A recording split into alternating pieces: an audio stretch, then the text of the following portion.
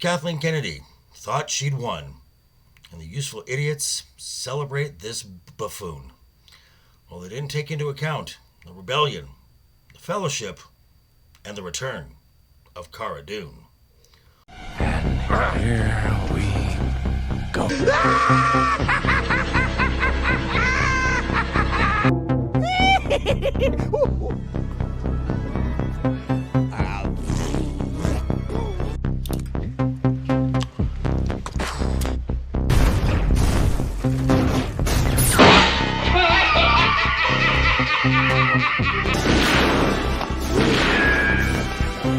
Is like gravity.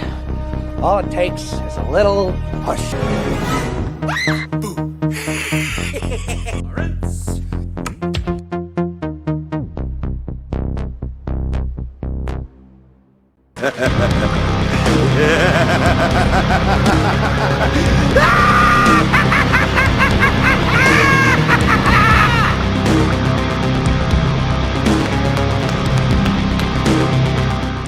What's up, guys? How you doing? Welcome back to the channel. Glad you stopped by. And if you're brand new, welcome. Grab a seat and stay a while.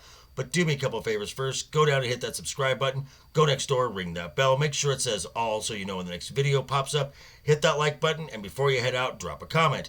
And if you're one of the regulars here, welcome back for another round. I ask that you also hit that like button. And before you leave, drop a comment, because YouTube does love the comments. And of course, share the video out on all social media. Okay, I'm gonna read something to you here first, guys. A short time ago, in a galaxy not so far away, defendants made it clear that only one orthodoxy in thought, speech, or action was acceptable in their empire. This is the way. And that those who dared to question or failed to fully comply would not be tolerated. And so it was with Carano. After two highly acclaimed seasons of The Mandalorian as Rebel Ranger Cara Dune, Carano was terminated from her role as swiftly as her character's peaceful home planet of Alderaan had been destroyed by the Death Star in an earlier Star Wars film. All of this because she dared voice her own opinions on social media platforms and elsewhere, and stood up to the online bully mob who demanded her compliance with their extreme progressive ideology. And who says lawyers are dull? Because that is the opening statement in a lawsuit filed this week in a California court on behalf of Cara Dune herself, Gina Carano, for wrongful termination. A lawsuit directed at two evil entertainment companies, that being Lucasfilm and Disney, headed by an evil studio executive, that being Kathleen Darth Kennedy. Yep, the same Kathleen Kennedy who pronounced that the Force is female and then terminated the contract of a female actor, thus derailing a spin-off show and Jon Favreau's plan to rebuild Star Wars, also preventing Gina from acquiring potential earnings.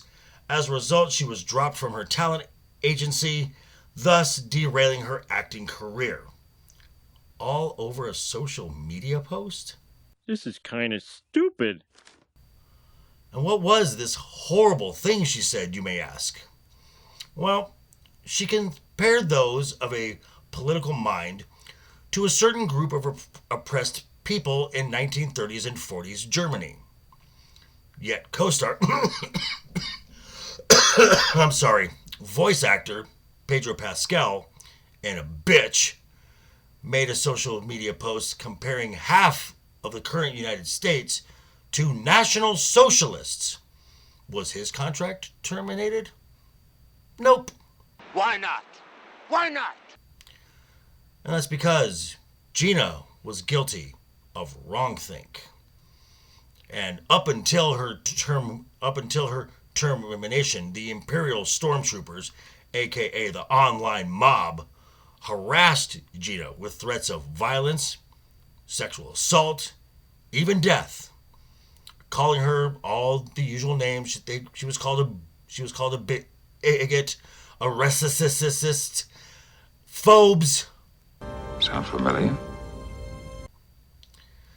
And even a report from that Park Place touting that Leslie Headland, the writer, showrunner, director of the Lucasfilm series The Acolyte and former personal assistant to Harvey Weinstein, was instrumental in this online assault. Gina got canceled. They thought they had won. Then crushed the rebellion with one swift stroke. But they didn't account for two things. One, the fellowship. That's right, prominent YouTubers rallied to Gina's side against the oppressive, evil empire, starting with, and continue to this day, with her very close friend, Jay, aka Drunk 3PO. And the results of this? Gina is the most popular celebrity guest on the con circuit today. Go figure. Kathleen Kennedy, Lucasfilm, and Disney tried to cancel her. And now? I shall become more powerful than you can possibly imagine. And the second thing that they did not account for, that would be Elon Musk. You know, the guy who told Disney CEO Bob Iger to go fuck himself? Yeah, that guy. Well, he posted on Twix, I can't call it X, Elon, sorry, that if anyone had been wrongfully terminated for something that they posted on Twix, that he would fund their case. To which Gina responded, I think I qualify. So that opening statement that I just read, yeah, for this lawsuit that was filed this week, that's from Elon Musk's attorneys. Yeah. And I don't think Elon Musk is the guy who's going to put the money down on this unless he feels Gina Carano has a immensely good case. Final thoughts on this whole thing. Kathleen Kennedy, Lucasfilm, Disney, and the useful idiots of the online mob. Well, they fucked around. And now, they're finding out.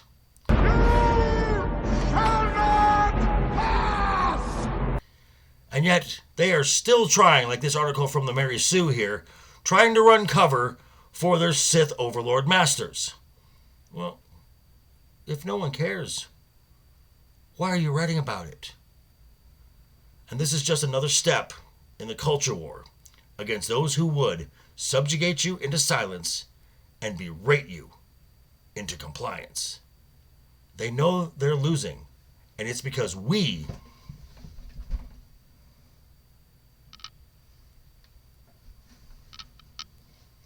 welcome to the rebellion. But these are just my thoughts. I'm going to turn it back over to you. Let me know what you think down below in the comments. Check me out tonight, 7 p.m. Pacific, over on Legion Talk and simulcasting here for Friday night's Royal Rumble.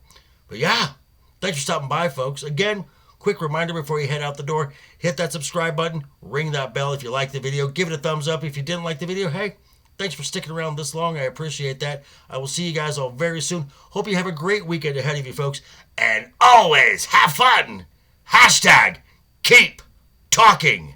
And always keep that smile on your face. Toodles.